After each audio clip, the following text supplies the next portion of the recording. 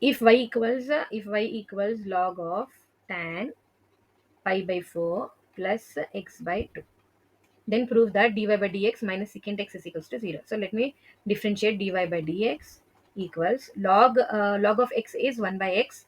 So we'll take log x is differentiation of log x is 1 by x dy by dx of. So by using this formula, we can write this as 1 by tan pi by 4 plus x by 2. So then differentiating tan differentiation is secant square x is pi by 4 plus x by 2.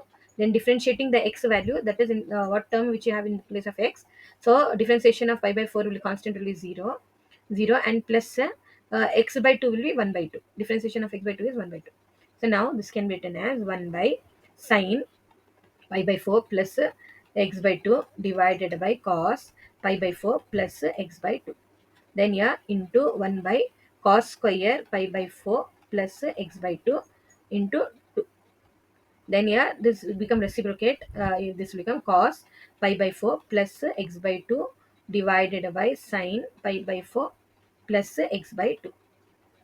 Then into 1 by 2 cosecant cos square pi by 4 plus x by 2. So this cos and this one cos will get cancelled. So we get here 1 by 2 into sine pi by 4 plus x by 2 into cos pi by 4 plus pi by 4 x by 2. So this is in the form of sine 2x, that will be 2 sine x cos x. So by writing this in the form 2 sine x, that will be 1 by 2, that will be 1 by sine 2 x is pi by 4 plus x by 2. So if you take LCM, you get 1 by sine 2 into 4 is LCM pi minus plus 2x. So this 2 ones are 2 twos are cancelled. So it becomes sine pi by 4 pi by 2 1 by sine pi by 2 plus x by x. So now that will be 1 by sine 90 plus theta is cos theta.